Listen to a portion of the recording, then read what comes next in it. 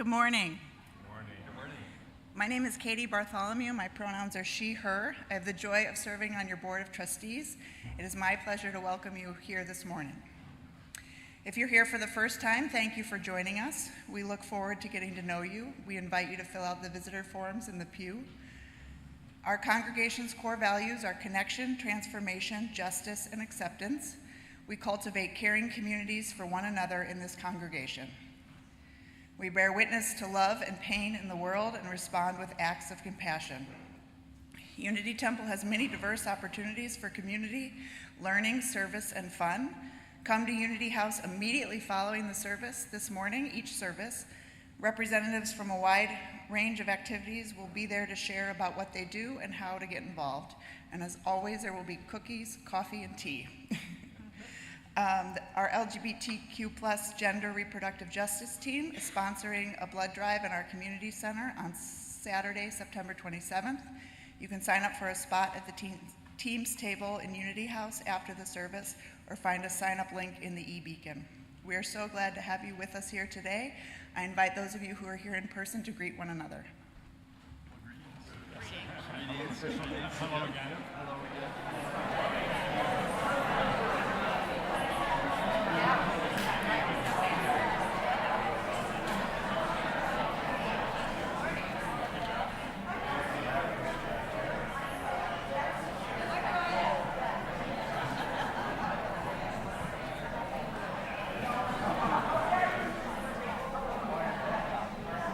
Good morning and welcome. I'm Reverend Roger, and my pronouns are he, him, and we are pleased to have a chalice lighter today named Terry. Terry loves to walk in the woods, and Terry wants us to know that he loves this congregation, and I'm going to editorialize, loves this congregation. Let's join in the chalice lighting words.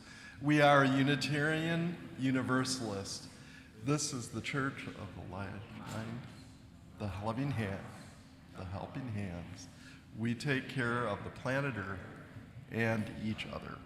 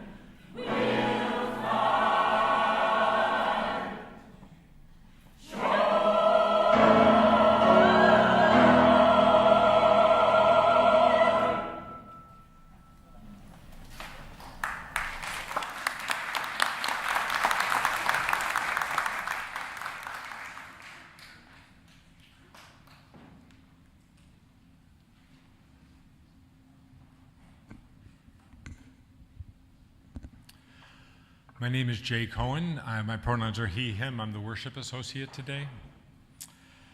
Sometimes I marvel at the differences between my husband Terry and me. For example, when Terry makes a mistake with something, he tends to just chalk it up to a life lesson. Like if he's running an event and it doesn't go so well, or he cooks a meal for guests and it just sort of bombs, or he falls for some clever upsell and spends way too much money, he just sort of says oops and learns his little lesson. Of course, sometimes he needs to think about it a little bit, but the vast majority of the time, he just forgives himself. It's sort of a superpower. He just knows he's enough. Now, me? If something goes wrong, I tend to replay it, and then I replay it again, and then I retell it, rethink it, rehash it, regret it, and just carry it around, sort of like a hobby. It's like if by the time I'm done with it, I cycle through it at least a dozen times, sort of like one of those sitcom reruns that should be off the air by now. So I think some of this comes from how we were each raised, and some of it comes from how we respond to the pressures of just to be more, do more, achieve more. And if you're anything like me, that feeling of not enough is a familiar companion. Over the years, my spiritual practices have helped a lot with this. Buddhism teaches about acceptance and compassion, especially self-acceptance and self-compassion, which are incredible roads to find a quieter mind. And Unitarian Universalism teaches us that we have inherent value. We don't need to earn our worth over and over and over. We are worthy just as we are. I've worked extensively with these teachings, and they have helped me build a home inside, a place where I can breathe, allow myself to be imperfect, actually laugh at my foibles, and remember that I am enough. It's taken years, but I am better at changing that inner dialogue now. It doesn't mean I've stopped entirely. It just means I believe that we all have this ability to remind ourselves that when we practice a little more gentleness inside, we can find homes in our own hearts. We don't have to keep chasing approval. We can accept all the parts of ourselves, even the messy parts of ourselves. And the good news is that when we do this for ourselves, we're much more able to carry that sense of home out into the world. And I think there's many people around us, probably many people in this room right now, who are right now busy replaying and rehashing and regretting and carrying around some rerun that they'd like to let go of. And we can help ease all of this by seeing each other through the lens of love. We do this every time we choose kindness over criticism, every time we forgive each other for little missteps, every time we just give each other grace for imperfections. This is how we create loving connections. It's how we create community, a home we build together. So as we begin our time this morning, we're invited to take a breath and remember that we are already enough. May we each find a sense of home and belonging in our hearts and in our time together. Whoever you are, wherever you are in your life journey, wherever you are in the world, you are welcome here. Come, let us worship together. For our opening song today, we're going to do this as a round. Marty's going to be directing us. She'll point to when we're going to do it twice together, and then there's going to be a round in 3 parts. Marty will invite the 3 parts in, and we'll do the round 3 times. The song is 188 in the gray hymnal. The words will be on the screen. Come, come, whoever you are.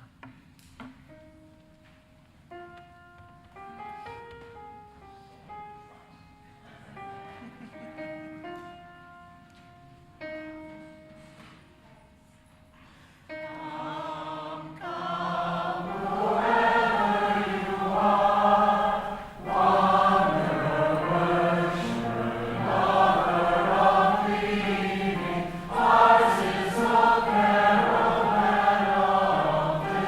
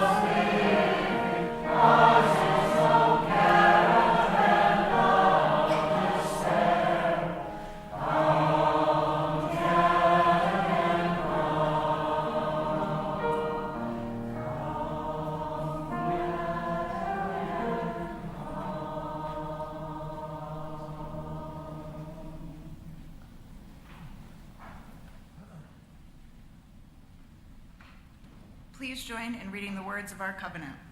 Love is the doctrine of this congregation. The quest for truth is a sacrament, and service is a prayer. To dwell together in peace, to seek knowledge and freedom, to serve humanity in fellowship, to the end that all souls shall grow into harmony with the divine. Thus do we covenant with each other and with God.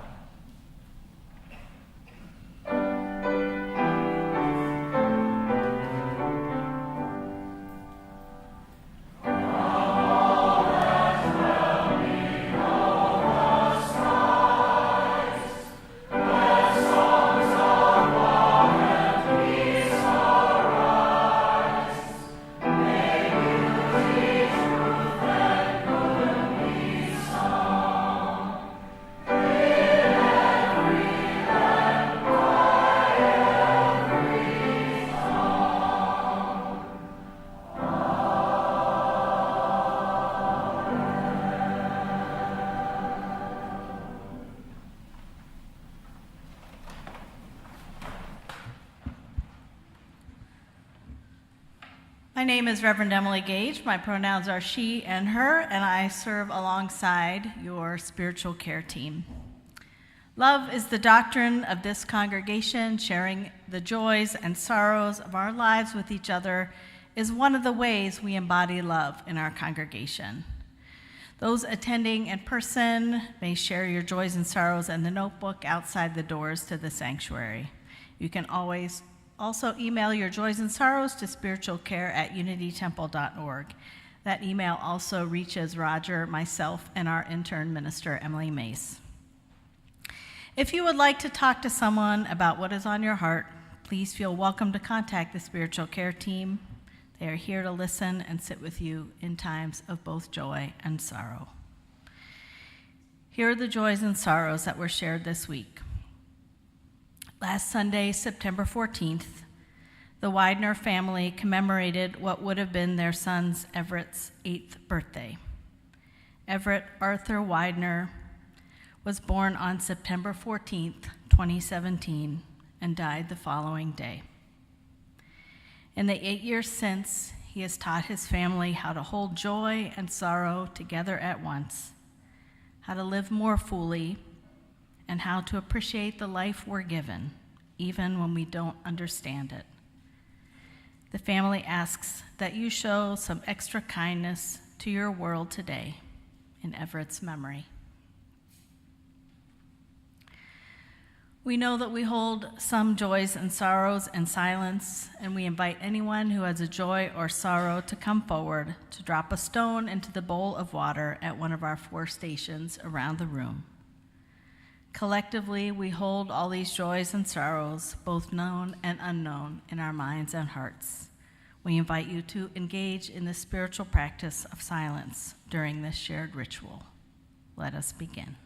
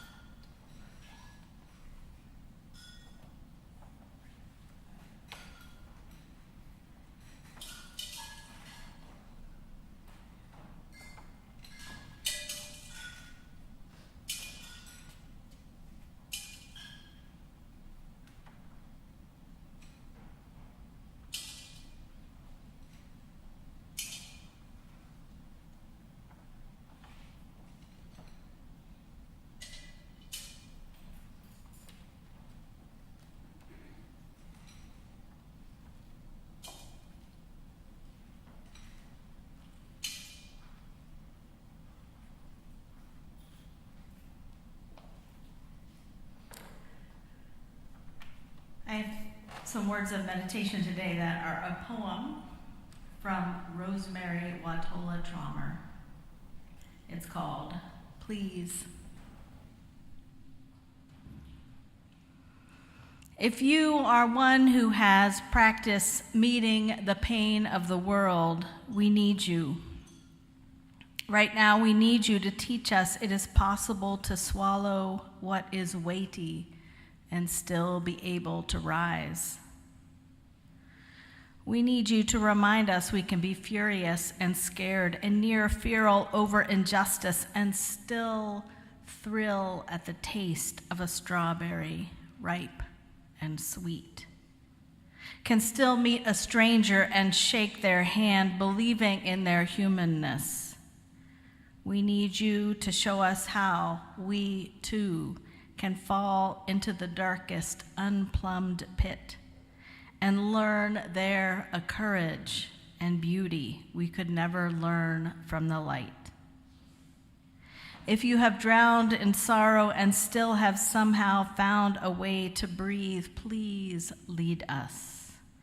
You are the one with the crumbs we need, the ones we will use to find our way back to the home of our hearts.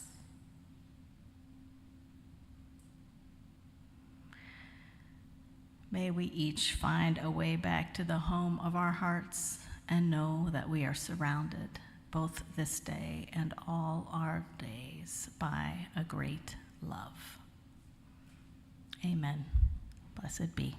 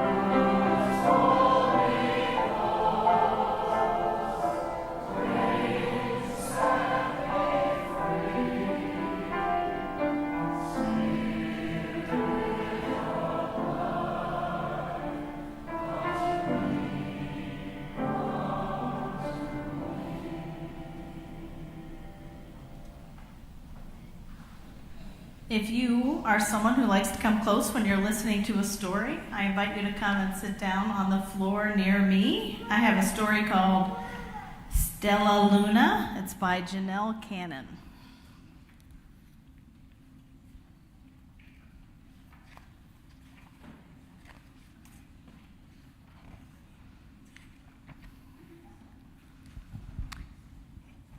In a warm and sultry forest far, far away, there once lived a mother fruit bat and her new baby.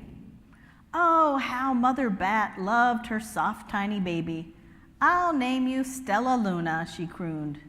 Each night, Mother Bat would carry Stella Luna clutched to her breast as she flew out to search for food. One night, as Mother Bat followed the heavy scent of ripe fruit, an owl spied her. On silent wings, the powerful bird swooped down upon the bats. Dodging and shrieking, Mother Bat tried to escape, but the owl struck again and again, knocking Stella Luna into the air. Her baby wings were as limp and useless as wet paper. Down, down she went, faster and faster into the forest below. The dark, leafy tangle of branches caught Stella Luna as she fell. One twig was small enough for Stella Luna's tiny feet. Wrapping her wings about her, she clutched the thin branch, trembling with cold and fear. "Mother," Stella Luna squeaked, "where are you?" By daybreak, the baby bat could hold on no longer, and down, down again she dropped. Flump! Stella Luna landed headfirst into a soft, downy nest. startling the 3 baby birds who lived there. Stella Luna quickly clambered from the nest and hung out of sight below it. She listened to the babble of the 3 birds. "What was that?" cried Flap. "I don't know, but it's hanging by its feet," chirped Flitter. "Shh, here comes Mama," hissed Pip. Many, many times that day, Mama Bird flew away, always returning with food for her babies. Stella Luna was terribly hungry, but not for the crawly things Mama Bird brought. Finally, though, the little bat could bear it no longer. She climbed into the nest, closed her eyes, and opened her mouth. Plop! In dropped a big green grasshopper. Stella Luna learned to be like the birds. She stayed awake all day and slept at night. She ate bugs, even though they tasted awful. Her bat ways were quickly disappearing, except for one thing. Stella Luna still liked to sleep hanging by her feet. Once, when Mama was away, the curious baby birds decided to try it too. When Mama Bird came home, she saw 8 tiny feet gripping the edge of the nest. "Eek!" she cried. "Get back up here this instant! You're going to fall and break your necks!" The birds clambered back into the nest, but Mama Bird stopped Stella Luna. "You are teaching my children to do bad things. I will not let you back into this nest unless you promise to obey all the rules of this house." Stella Luna promised. She ate bugs without making faces. She slept in the nest at night, and she didn't hang by her feet. Stella Luna behaved as a good bird should. All the babies grew quickly. Soon the nest became crowded. Mama Bird told them it was time to learn to fly. One by one, Pip, Flitter, Flap, and Stella Luna jumped from the nest. Their wings worked. "I'm just like them," Stella Luna. "I can fly too." Pip, Flitter, and Flap landed gracefully on a branch. Stella Luna tried to do the same. How embarrassing. "I will fly all day," Stella Luna told herself, "then no one will see how clumsy I am." The next day, Pip, Flitter, Flap, and Stella Luna went flying far from home. They flew for hours, exercising their new wings. "The sun is setting," warned Flitter. "We had better go home or we will get lost in the dark," said Flap. But Stella Luna had flown far ahead and was nowhere to be seen. The 3 anxious birds went home without her. All alone, Stella Luna flew and flew until her wings ached and she dropped into a tree. "I promised not to hang by my feet," Stella Luna sighed, so she hung by her thumbs and soon fell asleep. She didn't hear the soft sound of wings coming near. "Hey!" a loud voice said. "Why are you hanging upside down?" Stella Luna's eyes opened wide. She saw a most peculiar face. "I'm not upside down. Are you?" Stella Luna said. "Oh, but you're a bat. Bats hang by their feet. You are hanging by your thumbs, so that makes you upside down," the creature said. "I'm a bat. I am hanging by my feet. That makes me right side up." Stella Luna was confused. "Mama Bird told me I was upside down. She said I was wrong." "Wrong for a bird, maybe, but not for a bat." More bats gathered around to see the strange young bat who behaved like a bird. Stella Luna told them her story. "You ate bugs?" stuttered one. "You slept at night?" gasped another. "How very strange," they all murmured. Wait, let me look at this child." A bat pushed through the crowd. "An owl attacked you?" she asked. Sniffing Stella Luna's fur, she whispered, "You are Stella Luna. You are my baby." "You escaped the owl?" cried Stella Luna. "You survived?" "Yes," said Mother Bat as she wrapped her wings around Stella Luna. "Come with me and I'll show you where to find the most delicious fruit. You'll never have to eat another bug as long as you live." "But it's nighttime," Stella Luna squeaked. "We can't fly in the dark or we will crash into trees." "We're bats," said Mother Bat. "We can see in the darkness. Come with us." Stella Luna was afraid, but she let go of the tree and dropped into the deep blue sky. Stella Luna could see. She felt as though rays of light shone from her eyes. She was able to see everything in her path. Soon the bats found a mango tree, and Stella Luna ate as much of the fruit as she could hold. "I'll never eat another bug as long as I live," cheered Stella Luna as she stuffed herself full. "I must tell Pip, Flitter, and Flap." The next day, Stella Luna went to visit the birds. "Come with me and meet my bat family," said Stella Luna. "Okay, let's go," agreed Pip.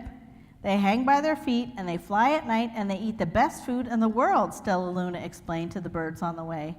As the birds flew among the bats, Flap said, "I feel upside down here." So the birds hung by their feet. "Wait until dark," Stella Luna said excitedly. "We will fly at night." When night came, Stella Luna flew away. Pip, Flitter, and Flap leapt from the tree to follow her. "I can't see a thing," yelled Pip. "Neither can I," howled Flitter. "Aye," screamed Flap. "They're going to crash," gasped Stella Luna. "I must rescue them." Stella Luna swooped about, grabbing her friends in the air. She lifted them to a tree, and the birds grasped a branch. Stella Luna hung from the limb above them. "We're safe," said Stella Luna. Then she sighed. "I wish you could see in the dark, too." "We wish you could land on your feet," Flitter replied. Pip and Flap nodded. They perched in silence for a long time. "How can we be so different and feel so much alike?" mused Flitter. "And how can we feel so different and be so much alike?" wondered Pip. "I think this is quite a mystery," Flap chirped. "I agree," said Stella Luna, "but we are friends, and that's a fact." The end. All right, we're going to send you to Unity.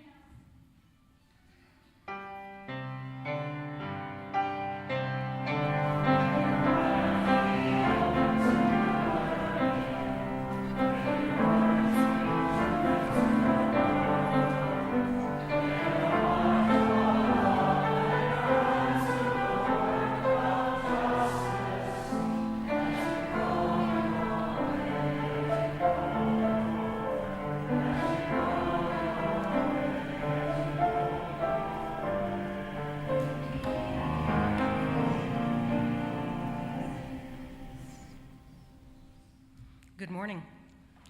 Each week, Unity Temple splits the offering evenly. One half supports the programs and mission of our congregation, and this week, the other half goes to Vote Riders. A nonprofit, nonpartisan organization, Vote Riders educates voters and aids citizens in securing their voter IDs. Vote Riders' vision is a thriving American democracy with an engaged, diverse, and representative electorate in which voter ID laws do not prevent any eligible voters from having a voice at the ballot box. Vote Riders works with thousands of partner organizations and a community of 14,000 volunteers across the country. In 2024 alone, they reached 15.9 million voters directly with ID information and free help, and distributed 1.6 million voter ID information cards. In addition, 12 million at-risk voters were reached via text messages, and another 240,000 voters were assisted via handwritten letters, phone calls, and personal assistance in acquiring documents. Vote Riders is also a trusted source of nonpartisan information about voter ID. Their expert analysis and statistics are frequently quoted in national and local news media, such as Time Magazine, the Washington Post, Houston Public Media, USA Today, and the 19th News, just to name a few. You can learn more about Vote Riders at voteriders.org. Directions for giving are in the back of the order of service and also on the screen. May you be transformed by your giving, and may the world be transformed by your gifts.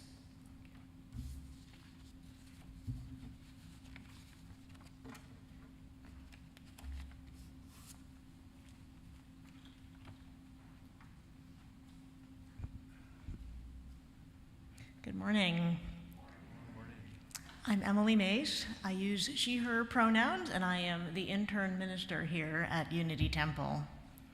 Our reading this morning is a poem titled Urgent Message to a Friend in Pain by Joseph Fasano. I have to tell you a little thing about living. I know, but listen. a little thing I've carried in the dark. Remember when you saw the stars of childhood, when you knelt alone and thought that they were there for you? Lamps that something held to prove your beauty? They are, they are, they are, they are, they are.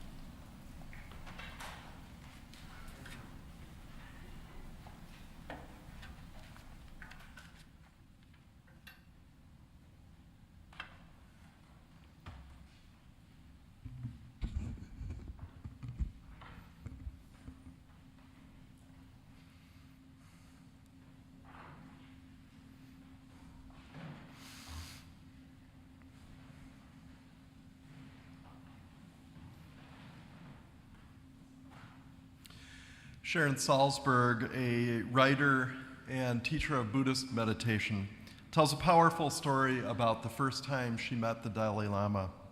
They were part of a conversation among spiritual leaders and philosophers from many countries.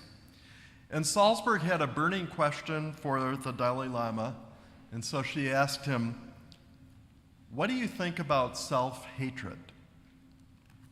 Here's how Salzberg tells the story in O Magazine. "I asked the question because I was eager to get directly to the suffering I had seen so often in my students, a suffering I was familiar with myself.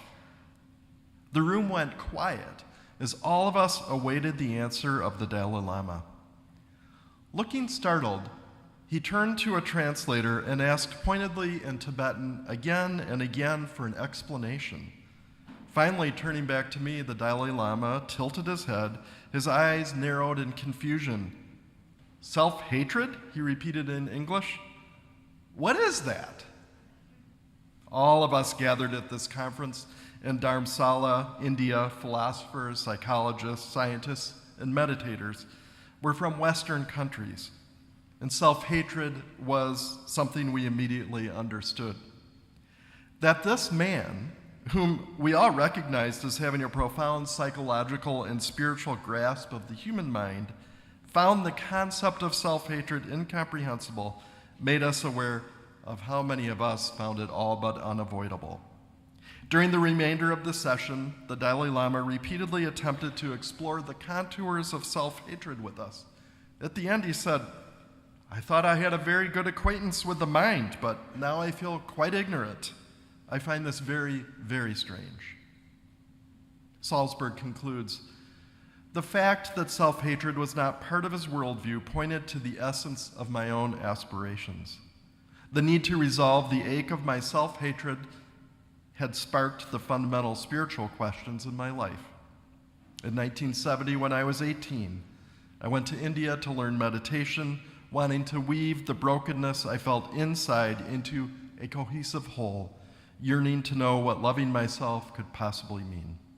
My childhood, chaotic, painful, had not provided a matrix for learning how to do that, nor really how to love others." So I read this exchange with the Dalai Lama in the Building Bridges Soul Connections packet for this month that all of our Soul Connection groups are contemplating. The story lifts up, in Jay's words from the opening readings, the importance of finding a home in the heart. If we are unable to do this, if we cannot find an internal sense of home within, then we will have a hard time finding home anywhere else in the world. So the answers that Salzberg began to find in India pointed her right back to her own inner work, her own heart. Not finding home in the heart is the breeding ground for self-hatred. And this is why figuring out what to do with her internal self-hatred and inability to find home in the heart was so central to Salzberg's spiritual journey.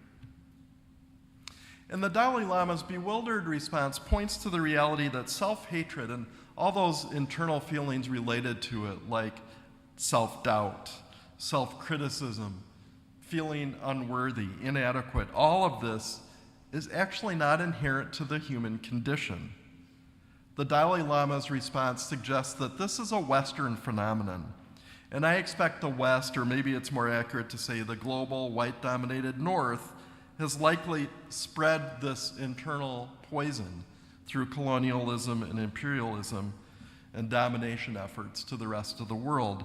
But the Dalai Lama lived in such a strong and isolated Tibetan culture that he did not pick this up. But I bet many of us have that same burning question as Sharon Salzberg. I certainly count myself among that group. Self-hatred, and again, its associated feelings of self-doubt and inadequacy, for me, at best, lurks just below the surface. So trying to deal with this is what sent me to seek therapy in high school. It's what played a big part in my being drawn to world religions, especially Buddhism and Hinduism, which seem to have a different angle on this. Salzberg talks about how the Buddha's observation that suffering is universal shifts suffering away from, what did I do wrong, to this is a fact of human life. The teaching attributed to the Buddha, you could search the whole world over and never find anyone as deserving of your love as yourself, deeply resonated with Salzberg and with me. So do the Hindu idea that we are all transient and yet, paradoxically, at the same time, part of Brahman, the supreme, all-pervading divinity that is everywhere, the Force in Star Wars. If we are part of Brahma, then we cannot be inadequate and worthless. Okay, so for me, self-hatred and those associated feelings are a thing I've had to deal with spiritually. And alas, I have not found a magic one time, so that's no longer a thing for me. Answer? I think Salzberg would probably say the same about herself. I try to not feel bad about that. I try to understand none of us can find a one-time fix. We have to deal with it repeatedly, persistently, and that is not a sign of failure or worthlessness. Quite the opposite. So I want to share this morning about 5 strategies that I find helpful in dealing with self-hatred and those associated feelings. The first is the practice of welcoming even those parts of myself that feel imperfect. Things like this. I deeply love baseball, but there's a few things that make me not a very skilled baseball player. I can't hit a ball, I can't throw a ball, and I can't catch a ball. So this was all terribly embarrassing as a kid.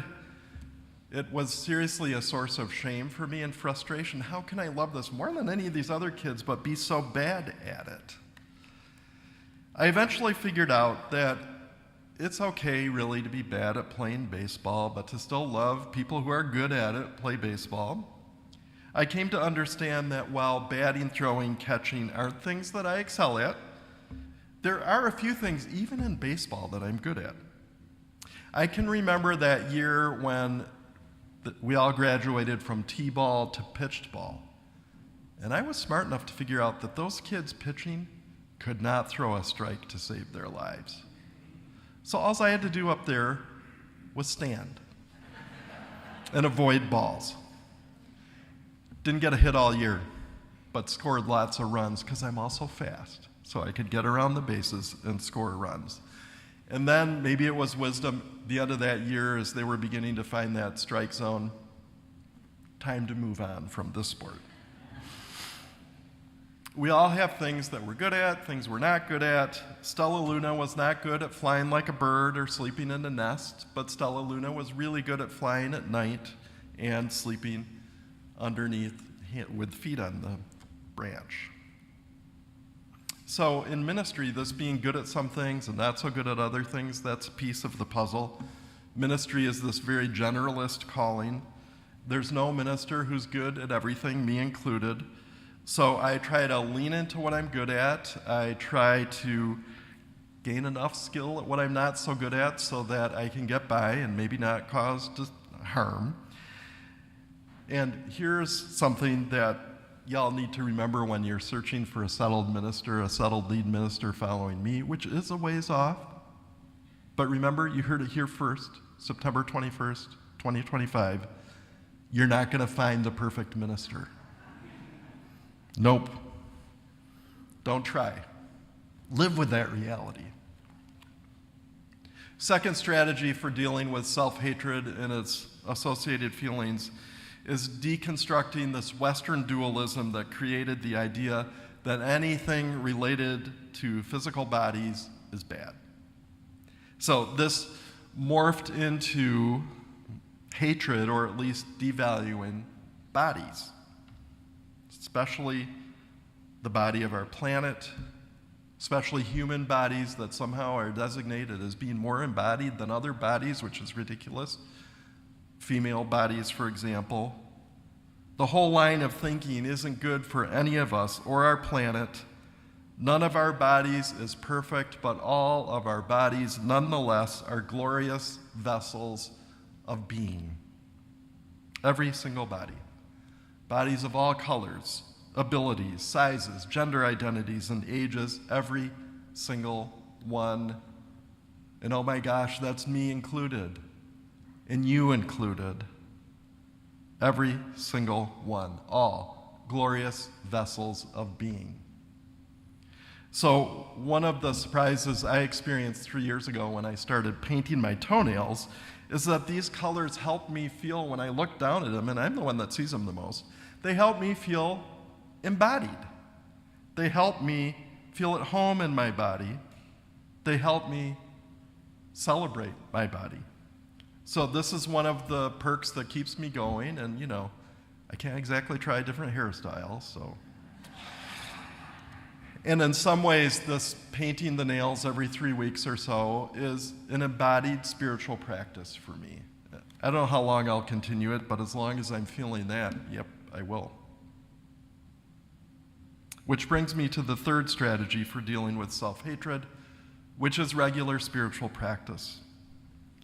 Part of what I want to do in a spiritual practice that I do every day is notice and welcome everything.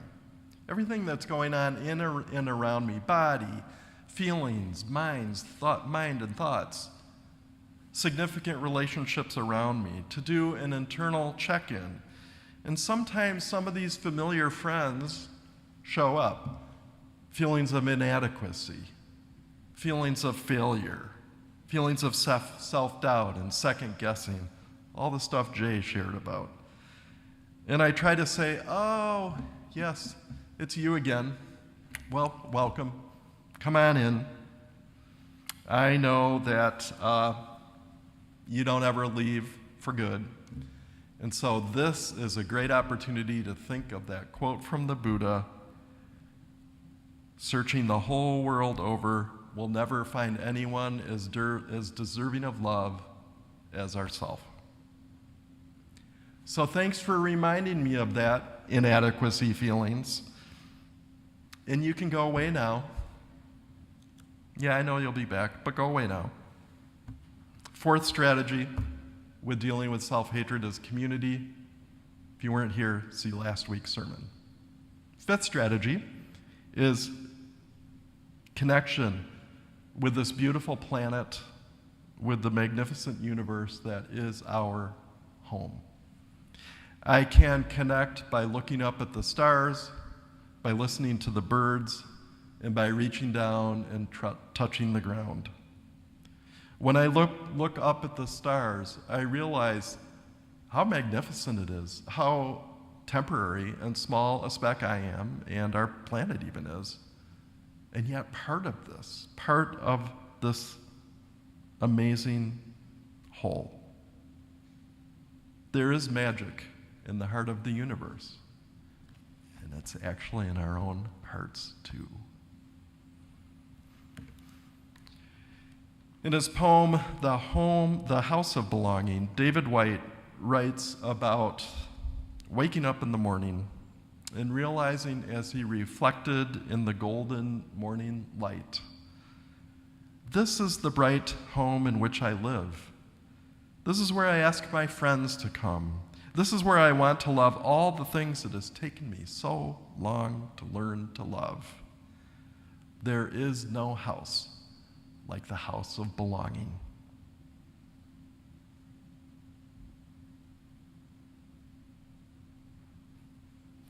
Our closing congregational song today is 1053.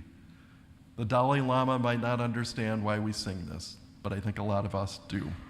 How could anyone? I invite you to rise in body or in spirit and join in singing.